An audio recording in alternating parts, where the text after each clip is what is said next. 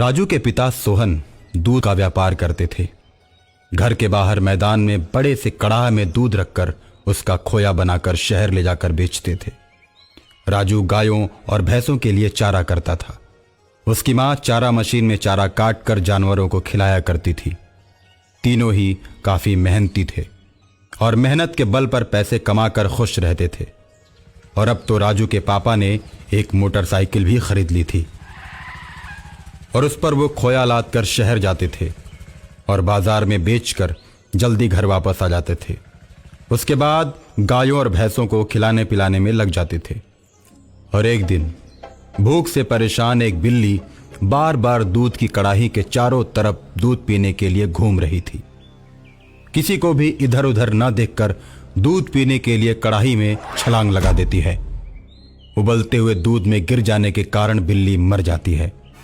राजू के पिता सोहन उधर से आते हैं तो कड़ाही में बिल्ली को मरा हुआ पाते हैं।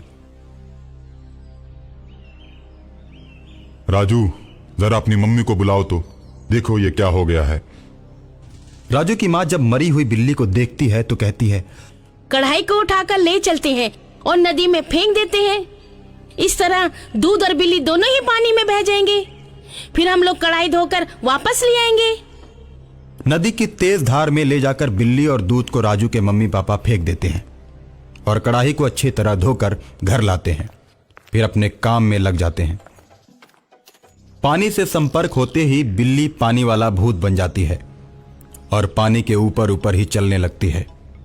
बिल्ली को पानी के ऊपर चलता हुआ देखकर लोग आश्चर्य में पड़ जाते हैं और सोचते हैं, या तो ये बिल्ली भूत है या फिर देवता है। दोनों में से कुछ ना कुछ तो जरूर है जो बिल्ली का रूप बनाकर पानी के ऊपर चल रही है।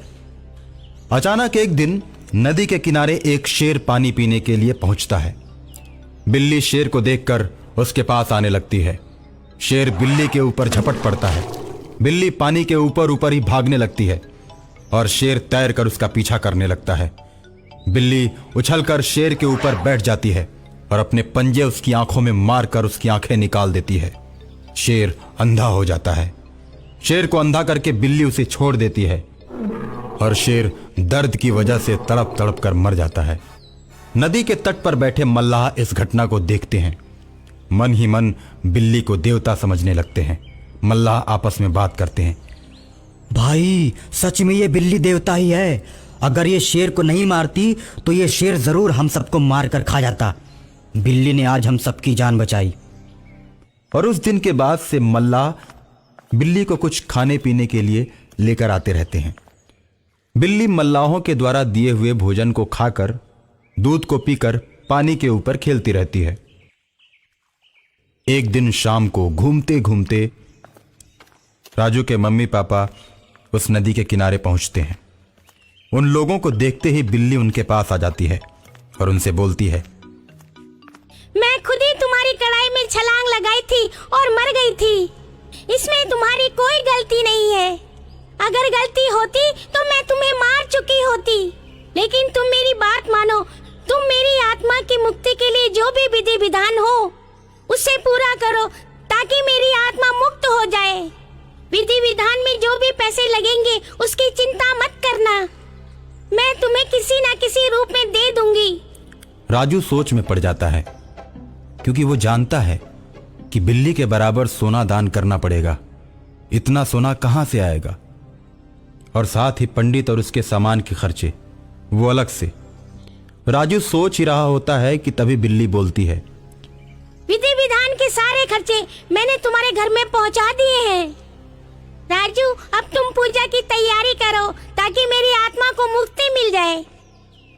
राजू अपने मम्मी पापा के साथ घर जाता है और घर जाकर देखता है झोले में भर के सोना, पूजा और खाने का सारा सामान घर में पड़ा होता है। राजू जब देखता है तो खुशी से उछल पड़ता है और विद्वान पंडित को बुलाकर बिल्ली का दाह संस्कार करवाता है और बिल्ली की आत्मा मुक्त हो जाती है। उसके बाद बिल्ली पानी के ऊपर चलती हुई कभी नजर नहीं आती।